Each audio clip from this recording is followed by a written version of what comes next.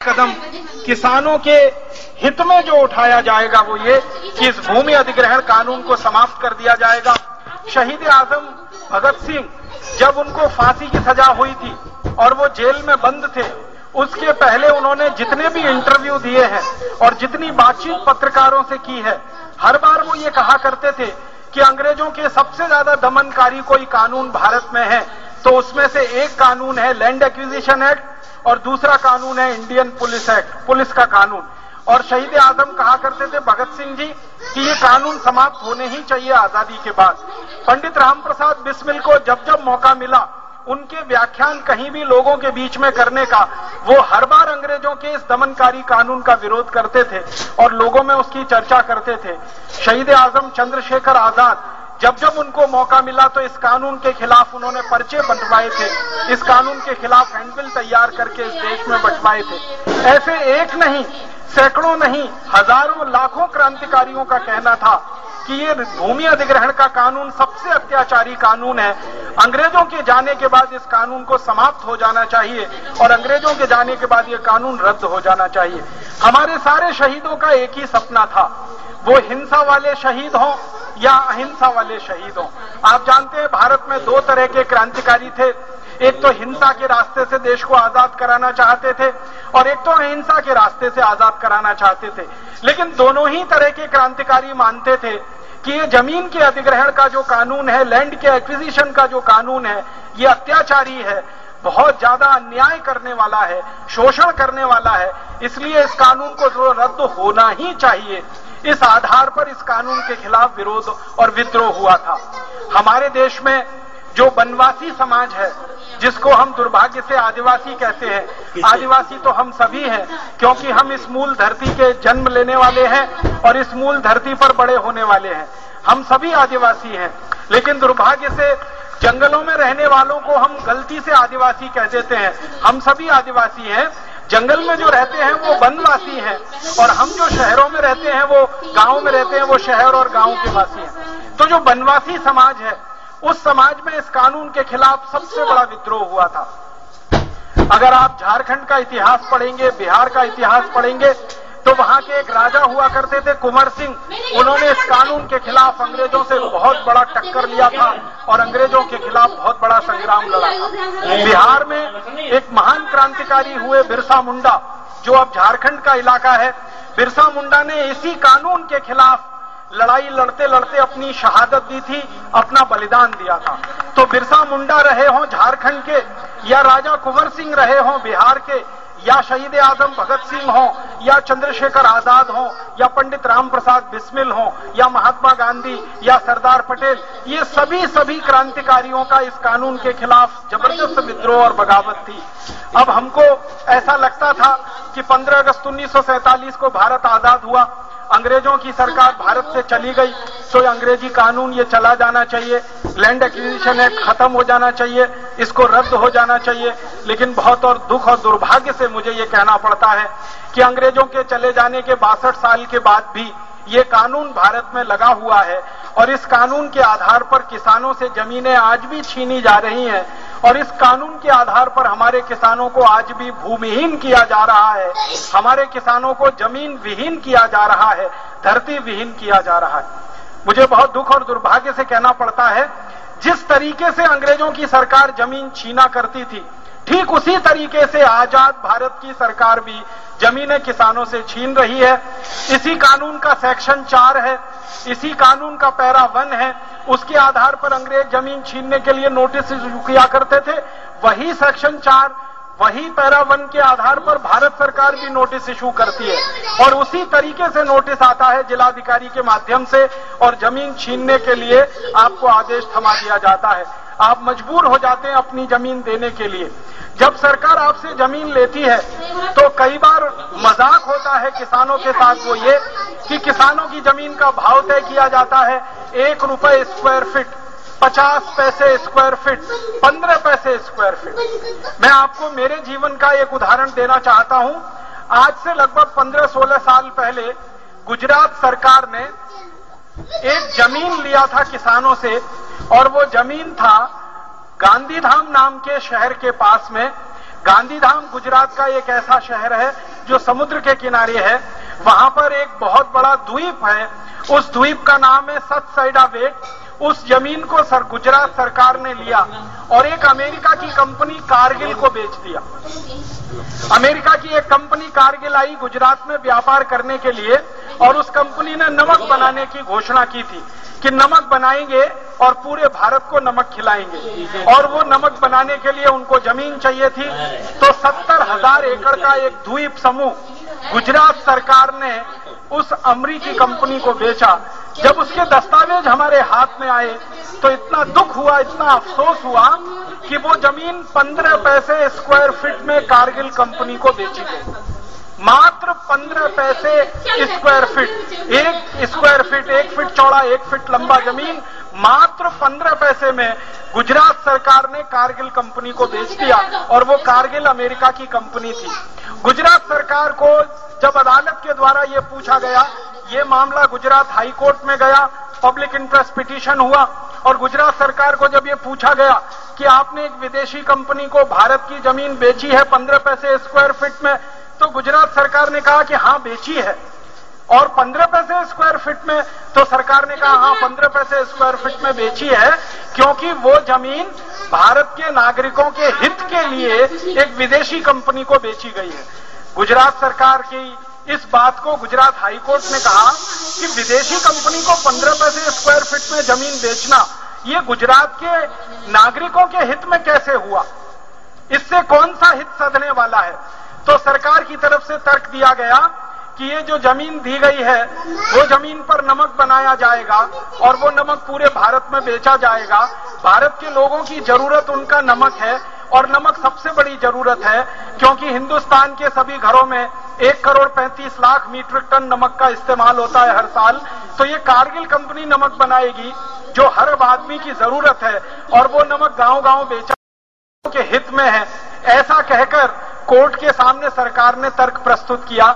हम लोग इसके विरोध में थे, तो हमारी तरफ से जो तर्क था वो ये था कि अगर ये गुजरात सरकार मानती है कि लोगों के हित में है कि नमक बनाकर सस्ती कीमत पर बेचा जाए, तो क्यों ये पूरी जमीन किसानों को नहीं दी जा रही है 15 पैसे स्क्वायर फीट में? क्यों ये विदेशी कंपनी को ही दी जा रही है 15 पैसे स्क्वायर फीट में? क्या भारत के किसान नमक नहीं बना सकते? हजारों साल से हमारे किसान नमक बना रहे हैं और गांधीधाम में कभी आप जाएंगे तो सबसे ज्यादा नमक बनाने वाला शहर है।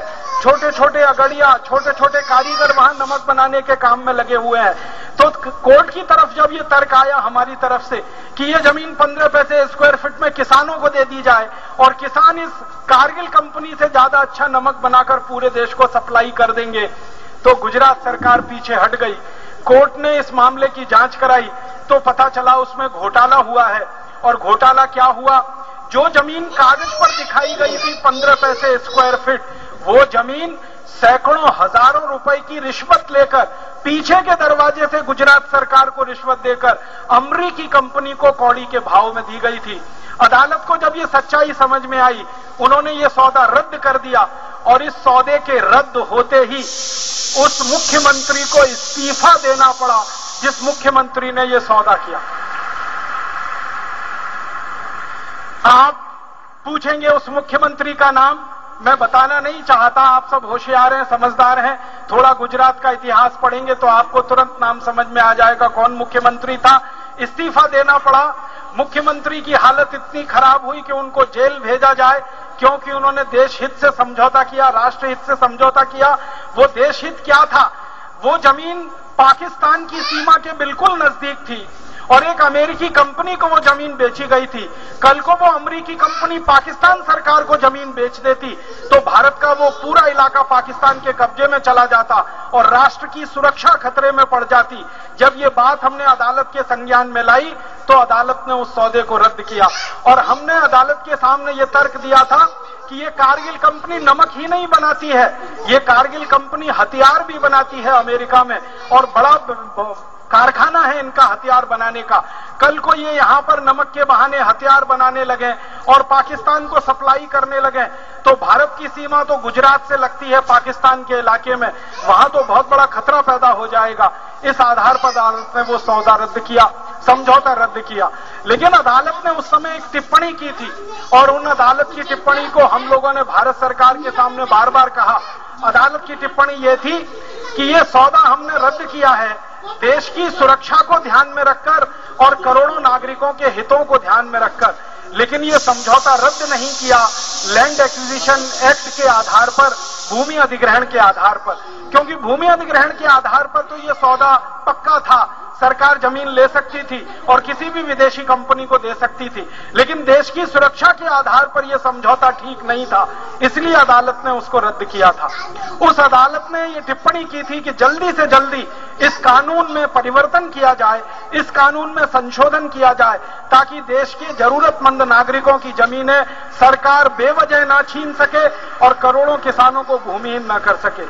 आज इस फैसले को आए 15 साल हो गया, लेकिन भारत सरकार ने इस पर कोई ध्यान नहीं दिया।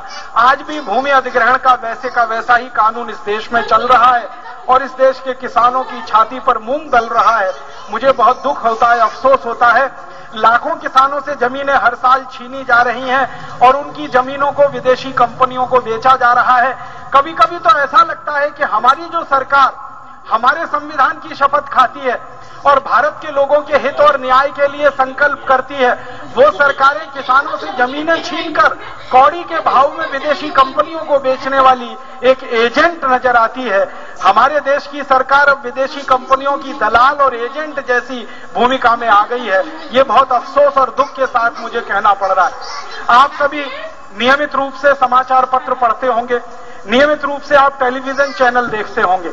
आपको याद होगा इसी कानून के आधार पर अभी थोड़े दिन पहले पश्चिमी बंगाल में नंदीग्राम नाम के एक गांव में किसानों से सैकड़ों हजारों एकड़ जमीन छीनी गई।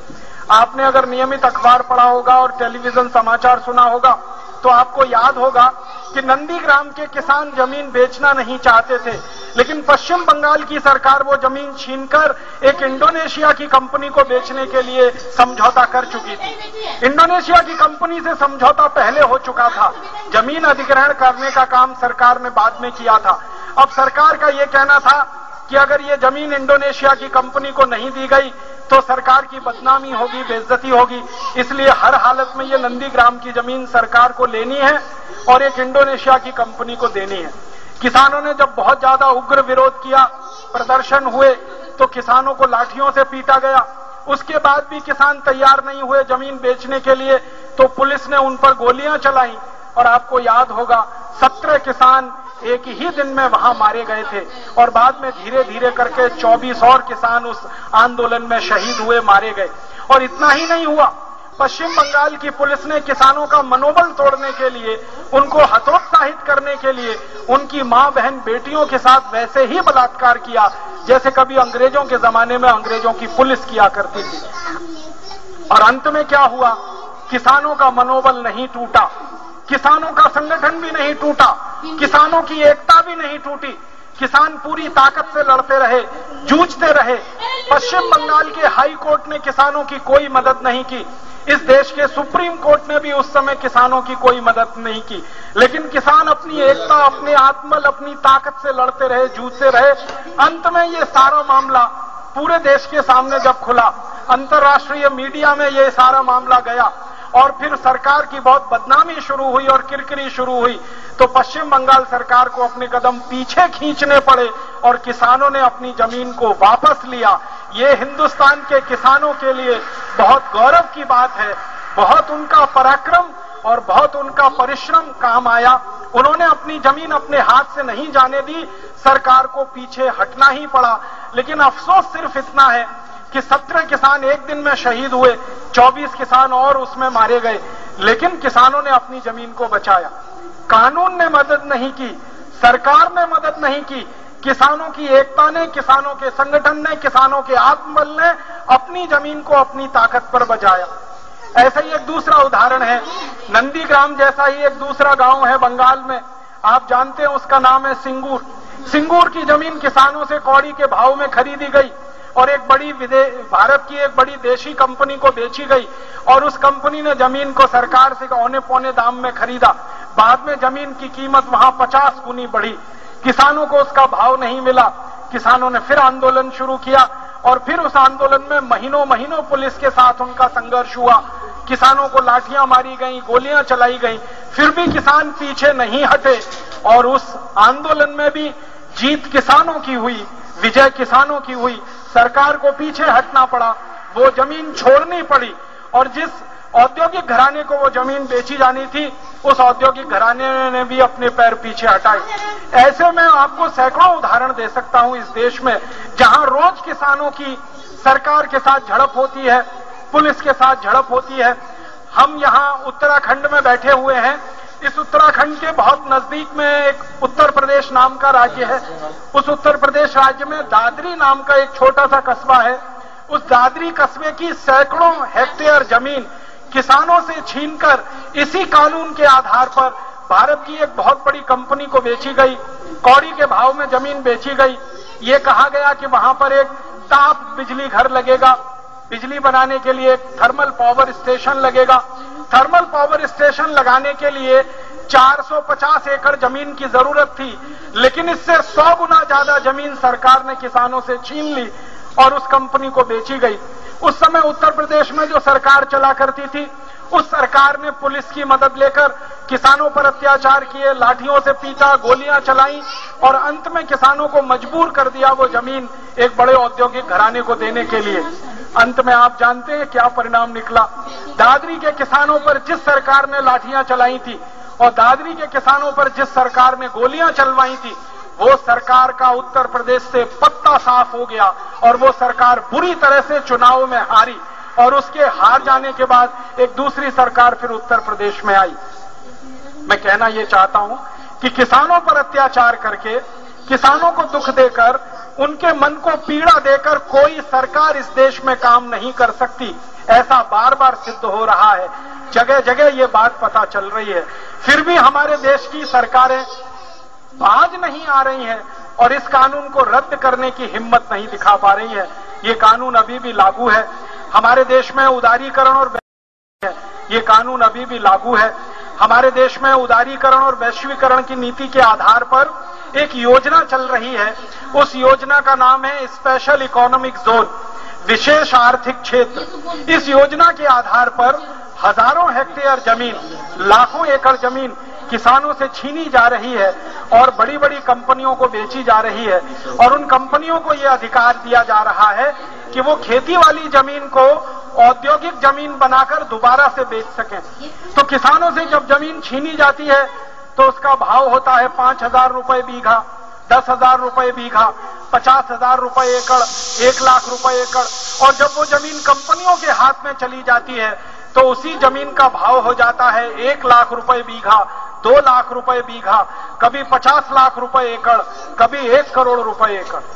हमारे देश में किसानों से जमीनें छीनकर कौड़ी के भाव में कंपनियों को बहुत कीमत पर बेच देना और बीच का कमीशन खा जाना, ये सरकारों ने एक अपना नए तरह का धंधा बना लिया है। और इस कानून की आड़ में हिंदुस्तान के, हमारे भारत के लाखों करोड़ों किसानों का शोषण हो रहा है। आप कभी जाइए, दिल्ली के नजदीक में एक गांव है जिसका नाम है गुड़गांव। ये गुड़गांव अभी थोड़े दिन पहले ऐसा बना, इसके पहले ये ऐसा नहीं था। गुड़गांव की सारी जमीन हरियाणा के किसानों से ली गई और हरियाणा के किसानों को ये लालच दिया गया कि बहुत पैसे मिल रहे हैं, जमीन अपनी बेच दो। कुछ किसानों ने धोखे में आकर जमीन बेच दी, पैसे ले लिए। उन पैसों से उन्होंने कोठियां बना ली, गाड़ियां खरीद ली। अब वो कोठियां और गाड़ियां दोनों एक दूसरे के आमने सामने खड़ी रहती हैं। ना गाड़ियों में डीजल है, ना पेट्रोल है जो वो चला सके, और ना उन कोठियों में रहने के लिए पैसे चाहिए जेब में, वो पैसे नहीं है। क्योंकि पहले खेती होती थी तो लगातार आमदनी होती थी। अब जमीन एक बार बेच दी किसानों ने तो आमदनी तो एक बार आई और खर्चा तो सारा कोठी बनाने में और कार खड़ी करने में चला गया। अब जो किसान कभी गुड़गांव में जमीन के मालिक थे, जमींदार थे, आज मुझे बहुत दुख और अफसोस से कहना पड़ रहा है कि गुड़गांव की कोठियों में वो किसान अब दूध बेचने का काम करते हैं, सब्जियां बेचने का काम करते हैं, इस्त्री करने का काम करते हैं, लोगों के कपड़े धोने का काम करते हैं और उनके घरों की मां बहन बेटियां उन कोठी वालों के घरों में बर्तन साफ करने का काम करती हैं, झाड़ू लगाने का काम करती हैं, घर में पोछा लगाने का काम करती हैं। आज से 20 साल पहले गुड़गांव के जो किसान जमींदार थे वो जमीन बेचने के बाद अब 2 कौड़ी के नहीं रह गए हैं, क्योंकि उनकी इज्जत भी चली गई है, आबरू भी चली गई है। जमीन जब चली जाती है तो सब कुछ चला जाता है, धरती जब चली जाती है तो कुछ भी नहीं बचता है, ना इज्जत बचती है, ना आबरू बचती है, ना पैसा बचता है, ना सम्मान बचता है, ना संसाधन बचते हैं। हमारे देश में गुड़गांव की कहानी बहुत सारे किसानों की है, जिन्होंने इस भूमि अधिग्रहण कानून के तहत जमीनें या तो बेची हैं या जिनकी जमीनें सरकारों ने छीन ली हैं, वो सब किसानों की दुर्दशा इस देश में हो रही है। मैं थोड़े दिन से इस कानून के विषय में थोड़ा अभ्यास करने की कोशिश करता रहता हूं। अभी थोड़े दिन से मुझे एक जानकारी मिली कि हमारे देश का जो राष्ट्रपति भवन है, हमारे देश की जो संसद बनी हुई है, ये किसानों की जमीन पर बनी हुई है। जहां पर राष्ट्रपति भवन है, जहां पर संसद है, यहां पर एक गांव हुआ करता था, उस गांव का नाम था मालचा। ये मालचा गांव हरियाणा राज्य के अधीन आया करता था। इस मालचा गांव के किसानों को अंग्रेजों की सरकार ने डराकर धमकाकर जमीनें छीनी थी। पहले हरियाणा राज्य नहीं था, वो पंजाब के अधीन था, तो पंजाब के अधीन ये राज्य गांव था मालचा। बाद में ये हरियाणा में आया आजादी के बाद।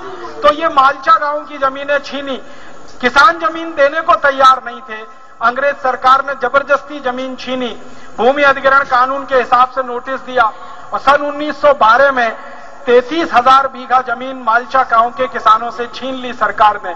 किसानों ने जब उसका विरोध किया तो अंग्रेज सरकार ने वैसे ही गोलियां चलाई जैसे आज चलती है। उसमें 33 किसान मारे गए, शहीद हुए। उनकी लाश पर अंग्रेज सरकार ने इस जमीन को भारत के संसद भवन में बदल दिया। अंग्रेज सरकार ने इस जमीन को राष्ट्रपति भवन में बदल दिया। और मुझे बहुत अफसोस है ये कहते हुए कि जिन किसानों से ये जमीनें छीनी गई, जिन किसानों से ये जमीन ली गई, उनको आज तक आजादी के 62 साल के बाद 1 रुपए का मुआवजा नहीं मिल पाया है। और वो किसान अपने दिल का दर्द कहने के लिए डिस्ट्रिक्ट कोर्ट से हाई कोर्ट और हाई कोर्ट से सुप्रीम कोर्ट चक्कर लगाते लगाते थक गए हैं। वो किसानों का एक प्रतिनिधि मंडल मुझे कभी मिला था थोड़े दिन पहले, तो वो कहते थे अंग्रेजों की सरकार के जैसे हम चक्कर लगाया करते थे, आजादी के बाद हमारी सरकार के भी हमको वैसे ही चक्कर लगाने पड़ रहे हैं। हम कैसे कहें कि देश आजाद हो गया है और कैसे कहें कि इस देश में स्वाधीनता या स्वतंत्रता आ गई। वो किसानों का दर्द सुनकर मुझे भी आंखों में आंसू आ गया। वो कह रहे थे कि हमारे पुरखे लड़ रहे थे अंग्रेजों की सरकार से कि हमको उचित मुआवजा मिले, लड़ते लड़ते हमारे पुरखे शहीद हो गए। अब हम लड़ रहे हैं भारत सरकार से कि हमको उचित मुआवजा मिले। हो सकता है हम भी मारे जाएं, हमारी आने वाली पीढ़ी लड़ेगी फिर भारत सरकार से इसी बात के लिए कि उनको उचित मुआवजा मिले। हमारे देश का राष्ट्रपति भवन जो इस देश के लिए सबसे सम्मान का स्थान है, हमारे देश का संसद भवन जो इस देश के लिए सबसे सम्मान का स्थान है, वो इसी लैंड एक्विजिशन एक्ट के अत्याचार का प्रमाण है, इसी लैंड एक्विजिशन एक्ट के शोषण का प्रमाण है। सैकड़ों किसानों से जबरदस्ती जमीनें छीनकर उस पर बनाया हुआ ये भवन है। इसलिए मुझे नहीं लगता कि इस संसद भवन से या राष्ट्रपति भवन से हमारे देश के लोगों के लिए कोई सद्कार्य हो सकता है, कोई शुभ कार्य हो सकता है, कोई अच्छा कार्य हो सकता है। आजादी के 62 साल में तो एक भी नमूना ऐसा मिला नहीं है। हो सकता है 100 साल भी ऐसे ही गुजर जाएं, शायद ही कोई ऐसा नमूना हमें इस देश में मिल पाएगा। ये कहानी बहुत दर्दनाक है, ये कहानी बहुत लंबी है। मैं सुनाता जाऊं, आप सुनते जाएं। इस अंग्रेजी कानून लैंड एक्विजिशन एक्ट के भूमि अधिग्रहण के इतने अत्याचार इस देश के किसानों पर हैं कि जिस पर अगर पुस्तक लिखी जाए तो मोटे मोटे ग्रंथ लिखे जाएंगे, दस्तावेज जिसके इकट्ठे कर लिए जाएं और सारी जानकारियां जिसकी इकट्ठी कर ली जाए तो हजार 1200 1500 पेज के 50-60 पुस्तकों के खंड बन जाएंगे। पूरे देश में इतना अत्याचार और इतना शोषण इस कानून ने किया है। हम भारत स्वाभिमान की तरफ से एक संकल्प कर चुके हैं, हम भारत स्वाभिमान अभियान की तरफ से एक प्रतिज्ञा कर चुके हैं और वो संकल्प और प्रतिज्ञा हमारा ये है कि भारत स्वाभिमान नाम का हमारा अभियान इस देश में सबसे पहला कदम जो उठाएगा वो यही कि इस अंग्रेजी अत्याचारी भूमि अधिग्रहण के कानून को जड़ मूल से समाप्त कराएगा, जड़ मूल से खत्म कराएगा। ये हमारी प्रतिज्ञा है, ये हमारा संकल्प है। आप तो जानते हैं भारत स्वाभिमान का एक बड़ा संकल्प है वो ये कि अंग्रेजों के जमाने के बनाए हुए 34,735 कानून जो अंग्रेजों के जमाने से आज तक चले आ रहे हैं, इन सबको जड़मूल से खत्म कराना है, इन सब कानूनों को जड़मूल से समाप्त कराना है। उन कानूनों में सबसे पहले जो कानून हम रद्द कराना चाहेंगे और सबसे पहले जिस कानून को इस देश में से हमेशा के लिए समाप्त करना चाहेंगे, वो कानून यही है, भूमि अधिग्रहण का कानून। वो कानून यही है, लैंड एक्विजिशन एक्ट का कानून।